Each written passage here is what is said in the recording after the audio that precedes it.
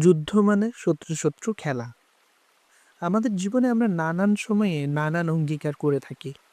সেই অঙ্গীকারগুলোর কোনোটা আমরা পূরণ করতে পারি, কোনোটা পারি না। কোনোটা পূরণে আমরা উদগ্রীব, আবার কোনোটার বেলায় আমরা চরম উদাসীনতা প্রদর্শন করি। ধরা যাক আমার কোনো এক শত্রুর কথা। সে অঙ্গীকার করেছে যে জীবনে সে আমাকে কখনোই সফল হতে দেবে না।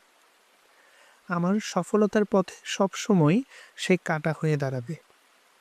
যখনই আমি মাথা উঁচু করে দাঁড়াতে চাইব, তখনই সে আমার পা টেনে ধরবে। আমি দাঁড়াতে চাইলে আমাকে বসিয়ে দেবে। আমি দৌড়াতে চাইলে আমাকে থামিয়ে দেবে। আমি বলতে চাইলে আমাকে চুপ করিয়ে দেবে। মোদ্দা কথা, সে আমার জীবনের সাথে ওতপ্রোতভাবে জড়িয়ে যাবে। আমার ক্ষতি করার জন্য দুনিয়ায় যা যা করতে হয় তার সবটাই সে করবে। তার জীবনের লক্ষ্য উদ্দেশ্যই হবে আমার ক্ষতি করা, আমাকে বিপথগামী করা, আমাকে পথভ্রষ্ট করে ফেলা, আমাকে আমার সফলতার রাস্তা থেকে বিচ্যুত করা। আরও ধরা যাক, সেই শত্রুকে আমি চিনে ফেলেছি। কোনো না কোনোভাবে তার সমস্ত পরিকল্পনা আমি জেনে গেছি। তার চেহারা, তার কাজ, তার গতিবিধি, তার অগ্রপশ্চাৎ সব কিছুই আমার সামনে দিনের আলোর মতন পরিষ্কার। এমত অবস্থায় তার ব্যাপারে আমার অবস্থান কি হবে? তাকে ঠেকানোর জন্য আমি কি কোনো উপান্তর খুঁজব না? তাকে থামানোর জন্য আমি কি কোনো পদক্ষেপই নিব না? তার শত্রুতা থেকে বাঁচতে, তার ক্ষতি সাধনের ইচ্ছা থেকে নিজেকে বাঁচাতে আমি কি মরিয়া হয়ে উঠব না?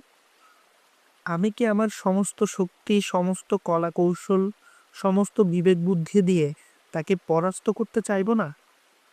সচেতন বুদ্ধিমান লোকের জবাব হবে অবশ্যই।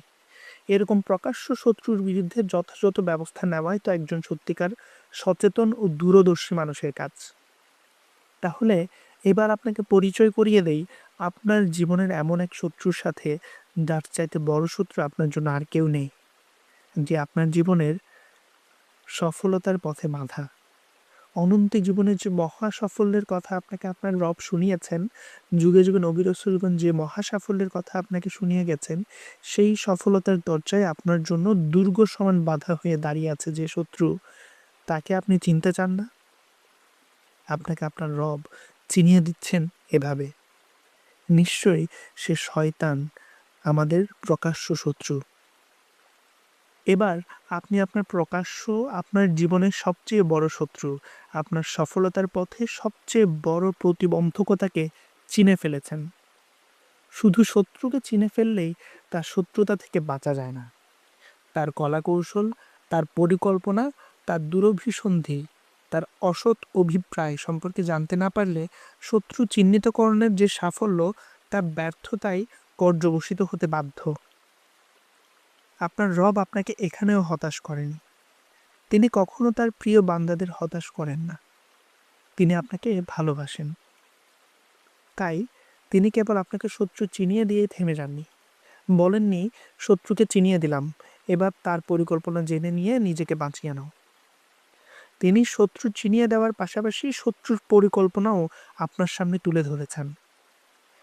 আপনাকে জানিয়ে দিয়েছেন আপনার সবচেয়ে বড় শত্রু আপনাকে নিয়ে কী ফোন দিয়াচ্ছে। আপনাকে ঘিরে আপনার শত্রুর মহা পরিকল্পনা তিনি ফাঁস দিয়ে আপনাকে ঘিরে আপনার শত্রুর মহা পরিকল্পনা তিনি ফাঁস করে দিয়েছেন এজন্যই যে তিনি আপনাকে ভীষণ ভালোবাসেন।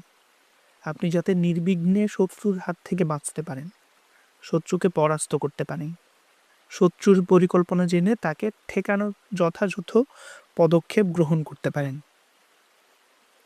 হ্যাঁ, শয়তান আপনার সবচেয়ে বড় শত্রু, প্রকাশ্য শত্রু। আপনাকে ঘিরে শয়তানের রয়েছে কয়েকটি নীল নকশা। সেই নীল নকশাগুলোর ফাঁক-ফোকর জেনে আপনাকে সামনে আগাতে হবে। আপনাকে মনে রাখতে হবে, সামান্য একটু পা ফসকালেই আপনি অতল গহ্বরে হারিয়ে যেতে পারেন। তাই অতি সাবধানে, খুব সতর্কতার সাথে আপনাকে পথ চলতে হবে। আপনাকে আরও মনে রাখতে হবে, শয়তান কখনোই আপনার মহান রবের চেয়ে বড় নয়। শয়তানের শক্তি কখনোই আপনার প্রতিপালকের শক্তির উপর বিজয়ী হতে পারে না। তবে এটা নিশ্চিত, শয়তান আপনার চেয়ে অধিকতর শক্তিশালী। শয়তানের চক্রান্তের কাছে আপনি নিতান্তই শিশু। শয়তানের পরিকল্পনার সামনে আপনার পরিকল্পনা স্রেফ খড়কুটোর মতন উড়ে চলে যাবে। তাই কখনোই এমন ধারণা করা উচিত নয় যে আপনি নিজ যোগ্যতায় শয়তানকে পরাস্ত করে ফেলতে পারবেন। এটা একেবারেই অসম্ভব। এমনকি আল্লাহর শক্তিশালী কালাম কুরআন মাজিদ পাঠের সময়ও আমরা বিতাড়িত শয়তানের কাছ থেকে আল্লাহর কাছে আশ্রয় প্রার্থনা করি, বলি আউযু বিল্লাহি মিনাশ শাইতানির রাজিম।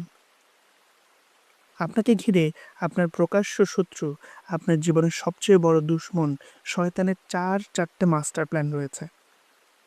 কোরআনের সূরা নিসার মধ্যে আল্লাহ সুবহানাহু ওয়া তাআলা সেই 4টে পরিকল্পনা, সেই 4টে মাস্টার প্ল্যান বিবৃত করেছেন।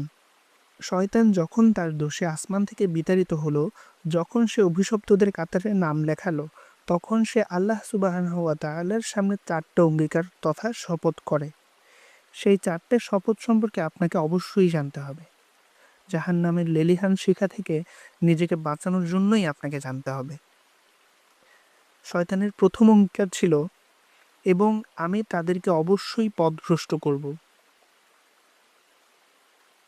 শয়তান এই ব্যাপারে প্রতিজ্ঞাবদ্ধ যে সে আপনাকে পথভ্রষ্ট করবে, সে আপনাকে আপনার আসল পথ থেকে বিচ্যুত করবে, সে আপনাকে বিপথগামী করবে। শয়তান কিভাবে আপনাকে পথভ্রষ্ট করতে পারে সে ব্যাপারটি বোঝার জন্য আমরা সৃষ্টির একেবারে শুরুর দিকের একটা ঘটনা আলোকপাত করতে পারি। আদম আলাইহিসসালাম ও হাওয়া আলাইহিসসালামকে শয়তান কিভাবে জান্নাত থেকে বিচ্যুত করেছিল সেই ঘটনা আমরা কুরআন থেকে জানতে পারি। মজার ব্যাপার হচ্ছে, শয়তান যে জিনিসটা সবচেয়ে ভালো বোঝে সেটা হলো মানুষের সাইকোলজি। সে জানে মানুষ কিসে প্রলুব্ধ হয়, কিসে তার আগ্রহ। মানুষের সাইকোলজি বুঝেই শয়তান টোপ ফেলে।